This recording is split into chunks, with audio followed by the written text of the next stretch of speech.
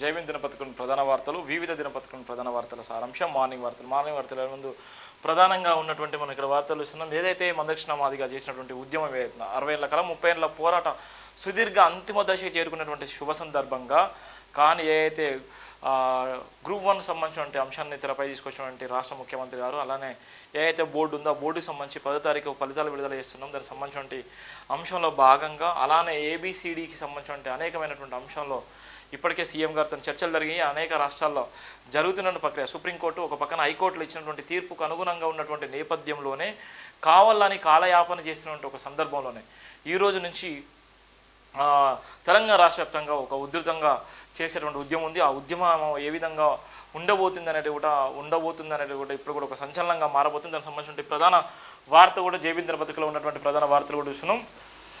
నేటి నుంచి పోరాటం ఉధృతం.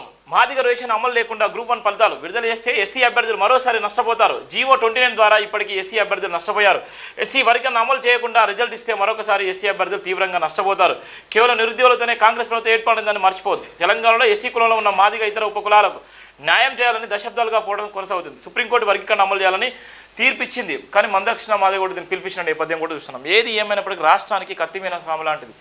ఏదైతే అసెంబ్లీ సమావేశాలు ఉన్నాయో అసెంబ్లీ సమావేశాలు జరిగేటువంటి సందర్భంలోనే ఇలాంటి ఒక వినికిడి వినవస్థాన సందర్భం కూడా లేదు. ఏదైతే ముఖ్యమంత్రి గారు కలిసినటువంటి సందర్భంలో ఆయన స్పష్టంగా చెప్పినటువంటి సందర్భాలను ఏదైతే ఉందో గ్రూప్ 1 సంబంధించిన అంశాలు కానీ గ్రూప్ 2 కానీ గ్రూప్ 3 కానీ గ్రూప్ 4 ఏదేమైనప్పటికీ ఏది కూడా ఎస్సీ వర్గీకరణ అమలు తర్వాతనే ఎస్సీ వర్గీకరణ పూర్తిగా కంప్లీట్ అయిన తర్వాతనే ఆ సమస్యను తీసుకెళ్తాం, దాని తర్వాతనే మేము మాట్లాడతామని చెప్పినటువంటి సందర్భం ఉంది. కానీ సీఎం గారు మరి ఎందుకు ఈ అనాలోచిత ఆలోచన చేస్తున్నాడో, ఎందుకోసం చేస్తున్నాడో, మరి ఆయన మీకు ఎవరు ఆయనకు గైడ్లైన్స్ ఇస్తున్నారు, ఎవరు చెప్తున్నారో అర్థం కాని పరిస్థితి. ఒక పక్కన తెలంగాణ రాష్ట్రంలో ఉన్నటువంటి బీసీ కులగణన జరుగుతుంది. బీసీ కులగణన 42% వాళ్ళ రిజర్వేషన్ వాళ్ళు పెంచాలని వాళ్ళు డిమాండ్ చేస్తున్నారు. ఇలా బీసీలు కూడా రోడ్ల మీదకి వచ్చి ఇలా ధర్నాలు రాష్ట్రాలకు చేసేటువంటి నేపథ్యం కూడా మనం చూస్తున్నాం. ఓ పక్కన ఇలా సామాజిక కోణంలో అందరూ కూడా రోడ్ల మీదకి వచ్చి వాళ్ళ డిమాండ్ వాళ్ళ సమస్యను చెప్పాలి, సమస్య పరిష్కరించబడాలని సకల జనులు అందరూ కలిసి తెలంగాణ రాష్ట్రం ఏ విధంగా అయితే సహకారం చేసుకున్నారో తెలంగాణ రాష్ట్రం కోసం అసూలు భాషలో ఎంతోమంది అమరుల కుటుంబాలు వాళ్ళన్నీ కూడా ఈరోజు తెలంగాణ రాష్ట్రం ఏర్పడి ఇవాళ 10 సంవత్సరాలుగా అవుతున్నప్పటికీ 10 సంవత్సరాలు గడిచిపోతున్నప్పుడు కూడా ఇప్పుడు కూడా వాళ్ళ సమస్యలు ఎక్కడేసిన కొంగడు అక్కడే ఉంది. ఇలా బీఆర్ఎస్ గవర్నమెంట్ నమ్ముకున్నటువంటి అనేక మంది ఇలా బీఆర్ఎస్ న్యాయం చేయక రోడ్ల మీద పడ్డటువంటి కుటుంబాలని ఇలా బీఆర్ఎస్ ఓడిపోతే బాగుంటుంది, బీఆర్ఎస్ ఓడిపోయి నిజంగా కాంగ్రెస్ని గెలిపించుకొని సకల జనులు అందరూ కూడా పార్టీలకు అతీతంగా కులాలకు అతీతంగా మతాలకు అతీతంగా కాంగ్రెస్ పార్టీని గెలిపించుకున్నప్పుడు కూడా కాంగ్రెస్ పార్టీ కూడా ఇలా బీఆర్ఎస్ కన్నా అద్మానమైనటువంటి పరిస్థితిలో ఉందని ఇలా అందరూ కూడా వాపోతున్నారు.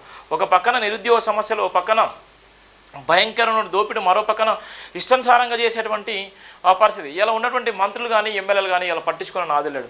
ఇలా దోచుకొని అనే విధంగా ఇలా ప్రభుత్వం ఉందంటే ఎంత భయంకర పరిస్థితులు ఉన్నా మనం చూస్తున్నాం. దీనికి సంబంధించినటువంటి నేటి నుంచి ఆయన ఉధృతంగా ఉండేటువంటి నేపథ్యం ఉంది. ఒక పక్కన మందకృష్ణ మాదిగా పిలిపిస్తే ఇలా రాష్ట్రం మొత్తం కూడా అగ్గి గుగ్గిలం అయ్యేటువంటి ప్రమాదం ఉంటుంది. ఇలా ఏ మంత్రులు ఎమ్మెల్యేలకు లేనటువంటి ఒక నెట్వర్క్, తన నెట్వర్క్, ఆయన చాలా పెద్ద నెట్వర్క్లో ఉన్నాడు. ఆ నెట్వర్క్ సంబంధించిన అనేకమైనటువంటి అంశాల భాగంగా ఆయన ఏ సమస్య వచ్చినా సమస్య మీద కొట్లాడి ఆ సమస్యను ప్రభుత్వం దృష్టికి తీసుకెళ్ళి ఆ న్యాయమైన డిమాండ్ కోసం ఆ కాజ్ మీద నిలబడేటువంటి ఒక గొప్ప నాయకుడు మందకృష్ణ మాదిగ గారు. అలానే ఇక్కడ మనం చూస్తున్నాం మధ్యంతర ఫలితాలు ఎవరికి మేలు కోసం విస్తృతమైన పోర్టల్ గ్రూప్ 1 ఫలితాలు విడుదల.